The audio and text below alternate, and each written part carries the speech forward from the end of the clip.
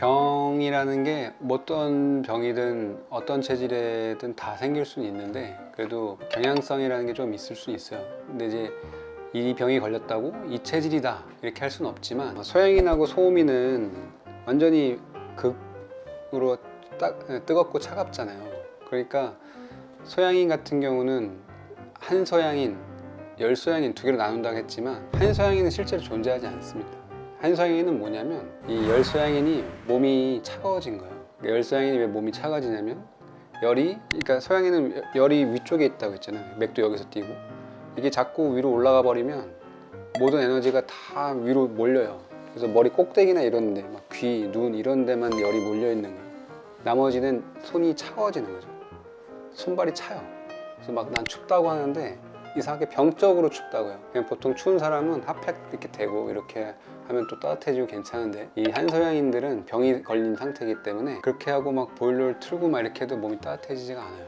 그걸 내려주는 치료를 하지 않으면.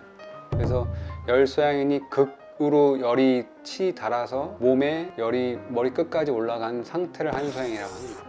그럼 이 사람들은 수족냉증이 걸리는 거죠. 그러니까 수족냉증이 걸렸는데 너무 이상하게 병적으로 좀 이상하게 심각할 정도로 수족냉증이 왔는데, 그러면 그렇게 의심해 볼 수는 있겠죠. 오자마자 제가 그런 얘기를 들었을 때 혹시 한소양인 아닐까? 이런 생각을 해볼 수 있는 거예요. 그리고 뭐 진맥을 해가면서 맞춰 나갈 수 있는 거고, 또 반대로 이제 소음인 중에서 몸이 찬 한소음인은 그냥 실제로 몸이 차서 수족냉증이 잘 걸려요. 그 사람들은 태어났을 때부터 그냥 손발이 찬 거예요. 그러니까 열소양인은 처음에 손발이 따뜻했겠죠. 나중에 차가워진 거고, 한소음인은 원래 찼던 거예요. 원래 수족냉증을 타고난 거죠.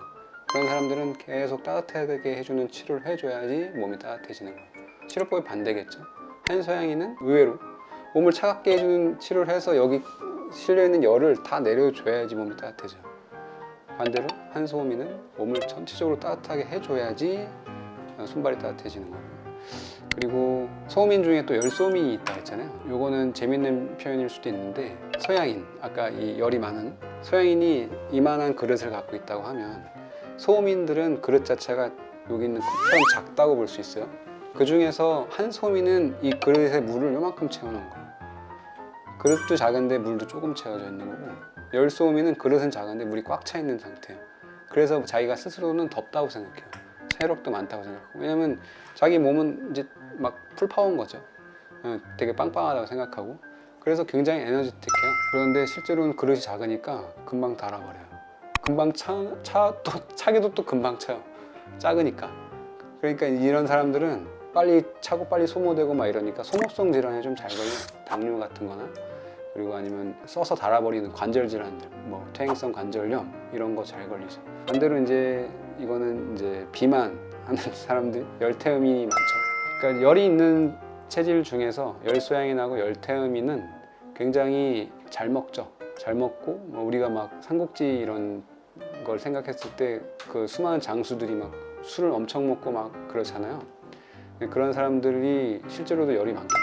우리가 생각만 해도 그렇잖아요. 그 사람들이 막 잘 때 막 춥다고 이렇게 잘 건 아닐 거 아니에요. 그러니까 그런 사람들은 실제로도 굉장히 잘 먹고 기운도 장대하고 몸도 크고, 그래서 열태음들은 그런 좀 비만한 체형이 좀 많다. 소양인도 그럴 수 있는데, 소양인은 아까도 얘기했지만 이런 상하로 이제 나눠진 에너지 차이가 확실하기 때문에 소화력이 굉장히 좋아서 그 태음인만큼 살이 찌진 않습니다. 위장이 굉장히 튼튼한 체질이에요. 그래서 먹는 걸 엄청 소화를 잘해요. 그런 특징이 있고요. 이 정도로 정리하면 될 것 같습니다.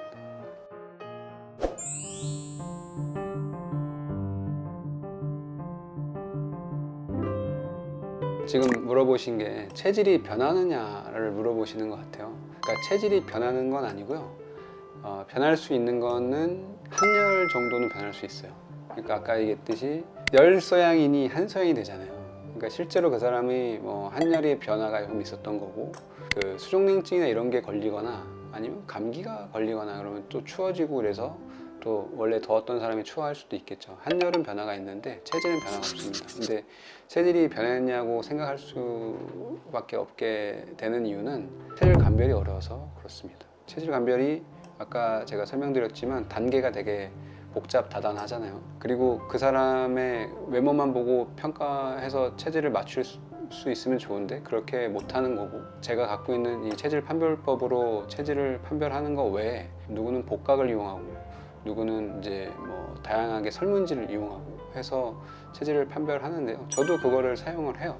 안 하는 게 아닙니다. 그 병증을 설명했던 것처럼 경향성은 있습니다. 그래서 어느 정도 맞는 그 확률적인 게 좀 높아요. 그게 그렇다고 100%가 아니기 때문에 못 맞추는 거죠. 그래서 여기서 태양이라고 했는데 저기서 템이라 하는 건 체질 감별이 너무 어렵다라고 대변을 해주는 그런 현상이라고 보고요. 그래서 더욱 체질을 확실하게 봐야 되고, 체질을 확실하게 볼수록 치료가 잘 되는데, 이런 쪽은 한의사분들이 좀 더 열심히 이렇게 노력하고 좀 만들어 가서 확실한 체계를 많은 사람들이 좀 이렇게 잘 잡아서 이용을 했으면 좋겠어요.